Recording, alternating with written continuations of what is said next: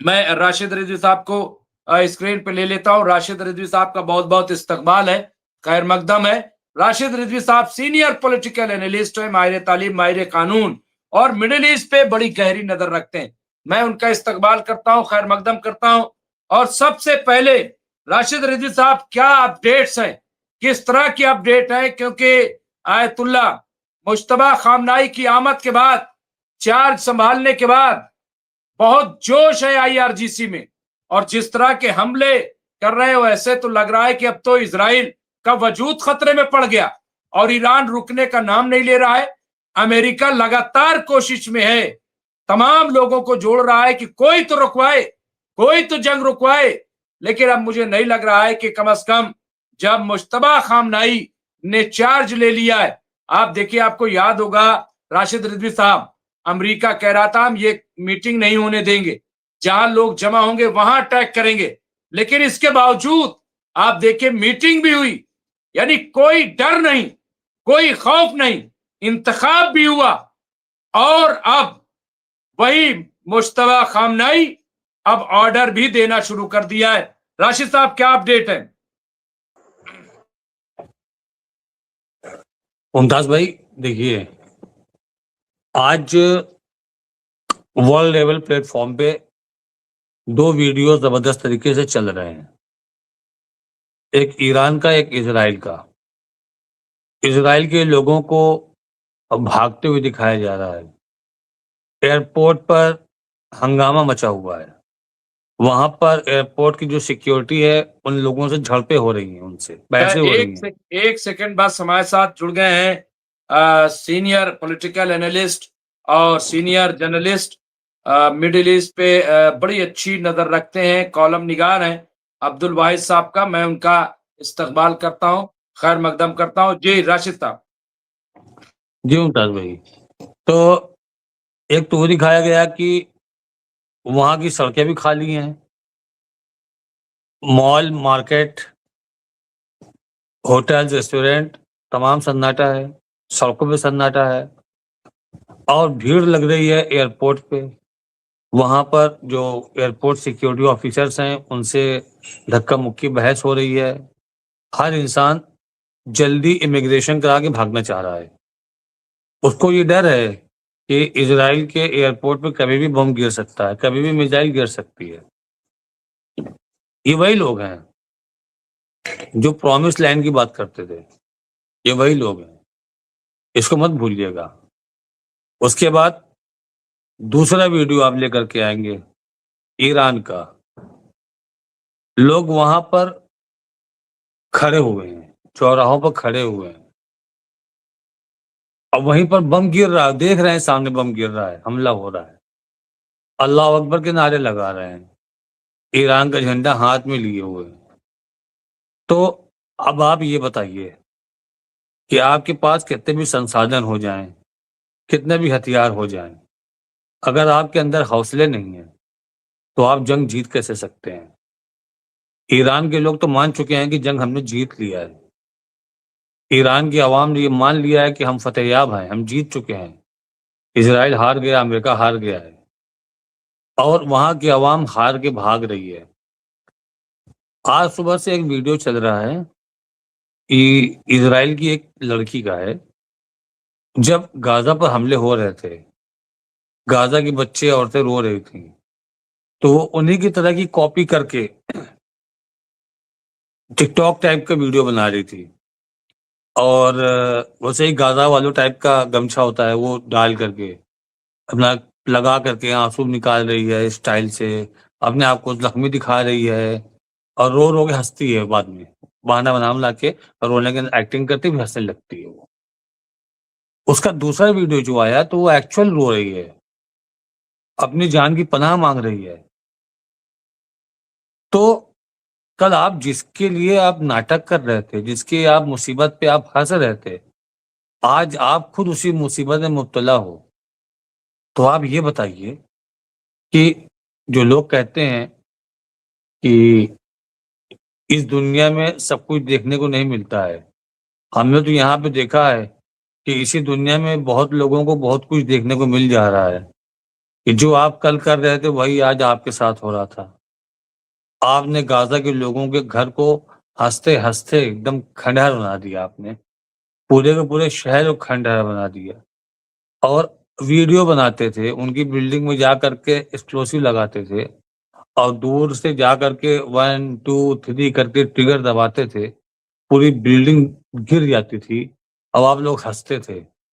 آج آپ کی بلڈنگ ایک ایک میزائل سے گر رہی ہے. آج آپ رو رہے ہو.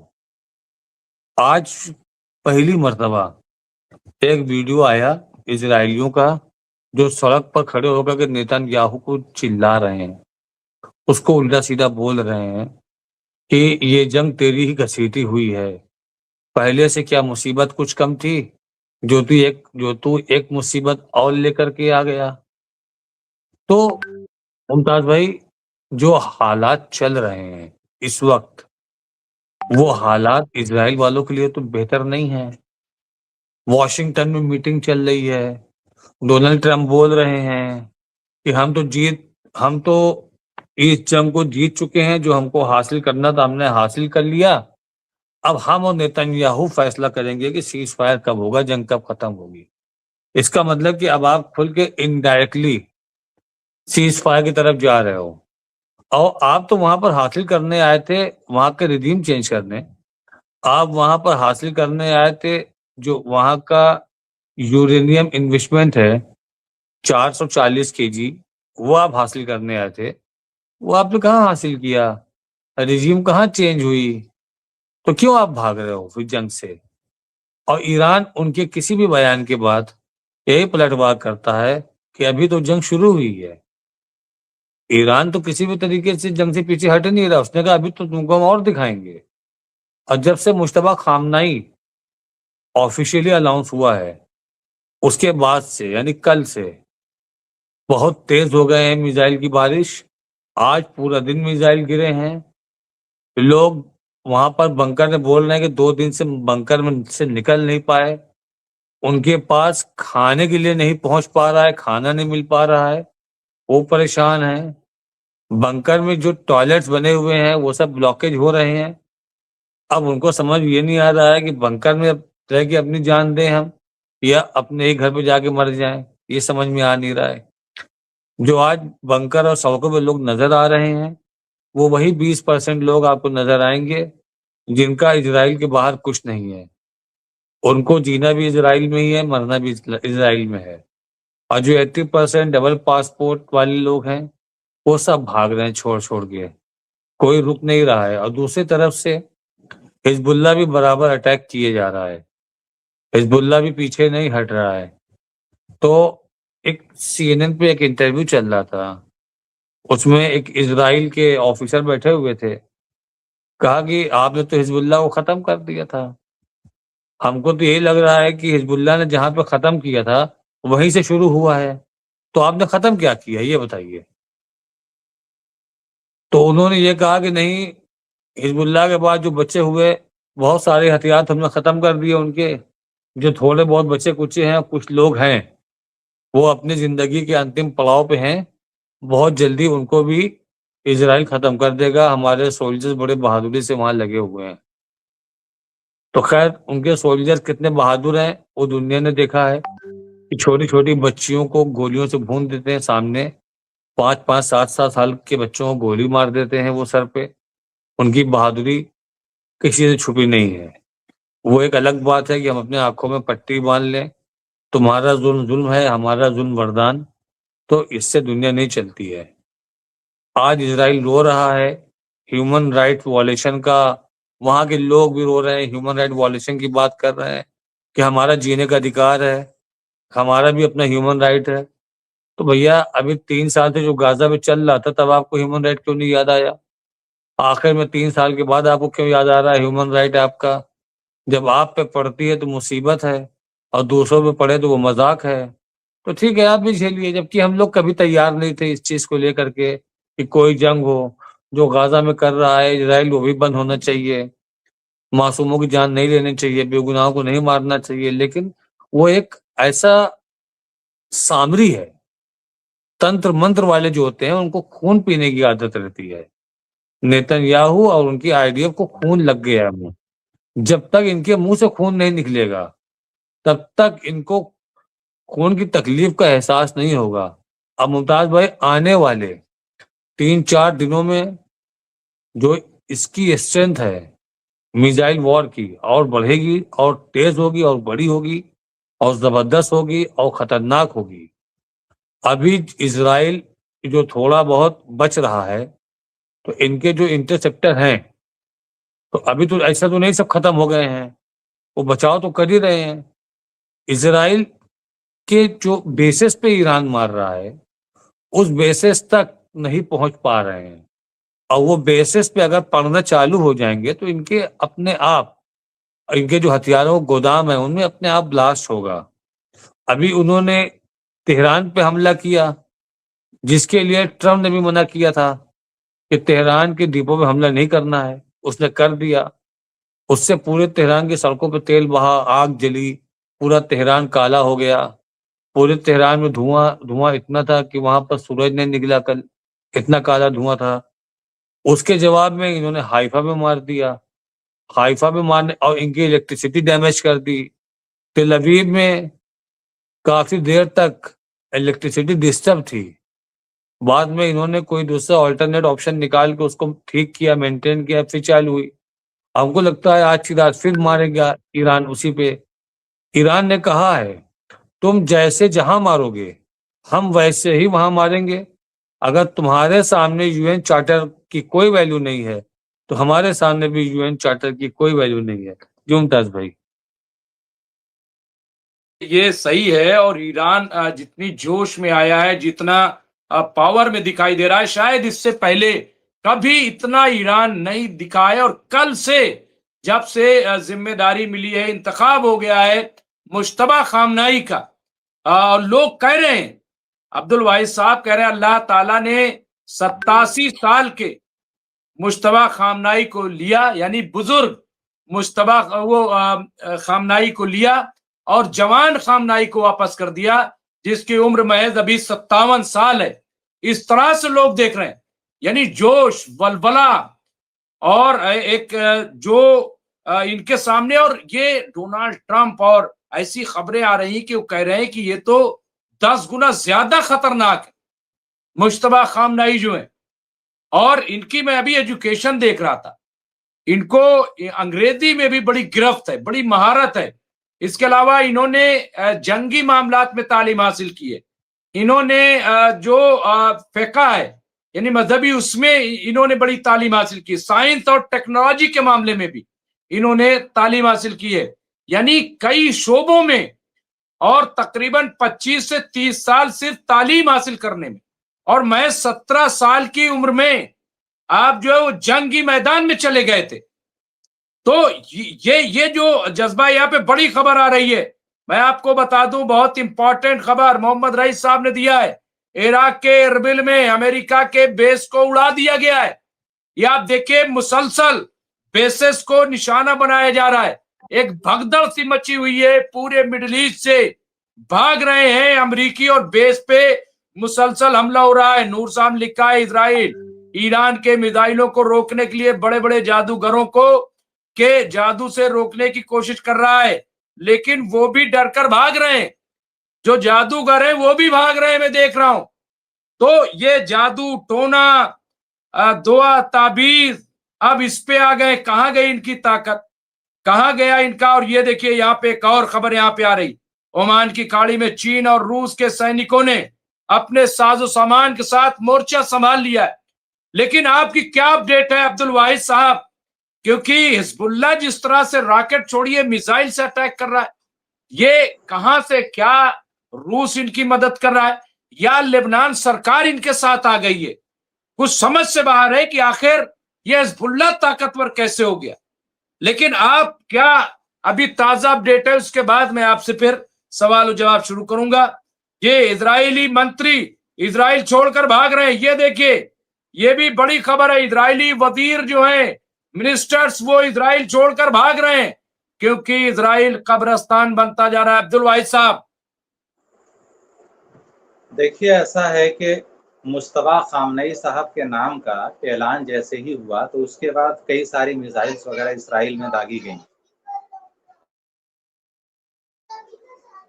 جب جو ہے میزائلز داغی گئی ہیں تو کچھ رپورٹس ایسی بھی ہیں کہ وہ بنکر میں بھی گئی ہیں اور کچھ بنکرز وغیرہ کو بھی نیئرلی 100 فٹ نیچے تک مارا ہے انہوں نے، میزائل نے اپنے ٹارگٹ کو ہٹ کیا ہے.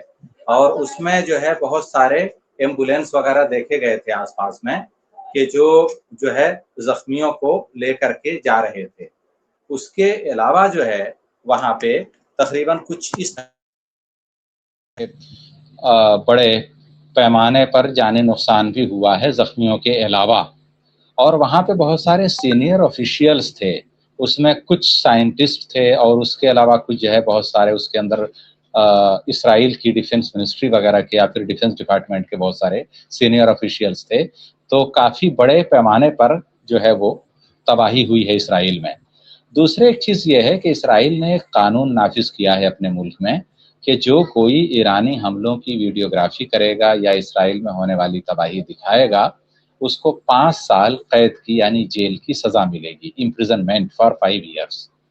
اور یہ قانون انہوں نے اسرائیلیوں پر بھی لاگو کر دیا ہے، یعنی اگر کوئی اسرائیل کا یہودی بھی ویڈیوگرافی کرے گا اور وہ ڈالے گا تو اس کو بھی 5 سال جیل کی سزا ملے گی.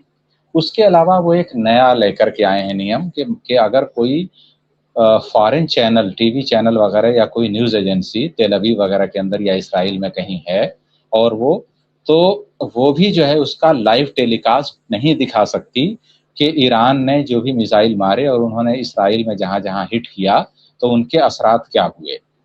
کئی بار ایسا ہوا ہے کہ آسٹریلیا وغیرہ کے یا کوئی اور اگر ان کا کوئی لائیو ٹیلی کاسٹ آ رہا ہے اسی دوران اگر ایران نے کوئی میزائل مارا اس کی جو تباہی ہے اچانک ان کے کیمرے میں آ گئی تو وہ تو دکھ جا رہی ہے، لیکن اس طرح کا ایک میڈیا پر بلیک آؤٹ اسرائیل نے تھوپا ہے. تو لیٹسٹ یہ ہے. بھارت کے اندر اگر ہم دیکھیں تو اس کا ایک دوسرا پہلو یہ ہے کہ بھارت پر بھی اس کے اثرات مرتب ہونے شروع ہو گئے ہیں انرجی کے. بنگلور کے اندر ریسٹورینٹس وغیرہ نے 10 مارچ کو شٹ ڈاؤن کی کال دی ہے. ان کا کہنا یہ ہے کہ بھارت سرکار کمرشل جو گیس سلنڈر ہے وہ سپلائی نہیں دے پا رہی ہے جو کہ ریکوائرڈ ہے. تو آپ دیکھیے کہ ابھی جنگ کو مشکل سے 10 دن ہوئے ہیں اور 10 دن کے اندر صورتحال یہ ہے. تو اگر گیس اور آئل کی سپلائی وغیرہ ڈسرپٹ ہوتی ہے تو پورے عالمی سطح پر اثرات اس کے مرتب ہوں گے. تیسرے جیسا کہ ابھی جو ہے راشد صاحب نے بتایا تھا کہ بھئی ایران کے اوپر تہران کے اوپر جو ہے کوہرا چھا گیا تھا کل. اب آپ دیکھیے کہ کس طرح کے بہت ہی جو ہے مطلب ایک طرح سے انسانیت سوز مظالم پر امریکہ اور اسرائیل اتر آئے ہیں. کیا عوامی مقامات پر اس طرح کے اٹیک کیے جاتے ہیں؟ جو انہوں نے بام جو ہے یوز کیا ہے پرسوں جو ہے فائٹر جیٹس نے امریکہ اور اسرائیل کے، اس کے اندر کچھ ایسے جو ہے ایسڈ وغیرہ تھے کہ اگر مان لیجیے کار پر جو پینٹ ہے وہ بھی پگھل جائے تو اب آپ سوچئے کہ انسانوں پر کیسے اثرات مرتب ہوں گے. اس کے علاوہ آئل ریفائنری پہ جو یو ایس اور اسرائیل نے ہٹ کیا ایران کے. تو اب آپ بتائیے اس کے علاوہ یہ بھی آپ چھوڑ دیجئے جہاں سے پانی سپلائی ہوتا ہے لوگوں کو پینے کا پانی، اس فیسلٹی کو بھی ایران کے امریکہ نے ہٹ کیا. مطلب یہ کون لوگ ہیں؟ مطلب کیا ان کے اندر انسانیت کی کوئی رمق 0% بھی انسانیت باقی بچی ہے یا نہیں بچی ہے؟ تو یہ اس طرح کے لوگ ہیں. تو جو لوگ ان کے مداح ہیں یا جو لوگ اسرائیل یا امریکہ کو کسی نہج پر سپورٹ کرتے ہیں، کیا ان کو یہ سب چیزیں نظر نہیں آ رہی ہیں کہ دنیا میں کیا ہو رہا ہے، دنیا کہاں جا رہی ہے؟ اور آپ بتائیے کہ ایک طرف ایران پر حملے ہو رہے ہیں، کہیں اگر اسرائیل کمزور پڑتا ہے وہ ایران کو جواب نہیں دے پاتا تو وہ اس کا بدلہ ابھی بھی فلسطینیوں سے لے رہا ہے. غزہ کے اندر روزانہ ہلاکتیں ہو رہی ہیں اور جو ہے اس کے علاوہ مغربی کنارے کے اندر جو ہے اسرائیلی دہشت گردی میں اضافہ ہوا ہے. سیٹلرز وغیرہ کو بہت ہی سوفسٹیکیٹڈ ویپنز اسرائیل کی ملٹری دے رہی ہے، وہ فلسطینیوں کو مار رہے ہیں. ابھی آج کی جو رپورٹس ہیں مارننگ کی اس کے اندر تقریباً 8 سے 10 فلسطینیوں کا جو ہے سیٹلرز نے قتل عام کیا ہے. تو آپ بتائیے کہ یہ صورتحال ہے. یہ ہیں وہ لوگ. اور بیسیکلی جو نئی چیزیں نکل کر کے آئی ہیں ڈونالڈ ٹرمپ وغیرہ، بلکہ اس سے پہلے میں تو کسی ایک پارٹی کو دوش نہیں دیتا، میں نے کئی بار آپ کے چینلز پہ بولا ہے کہ امریکہ کا کوئی بھی پریزیڈنٹ ہو صرف چہرے بدل جاتے ہیں، پالیسی وہی رہتی ہے.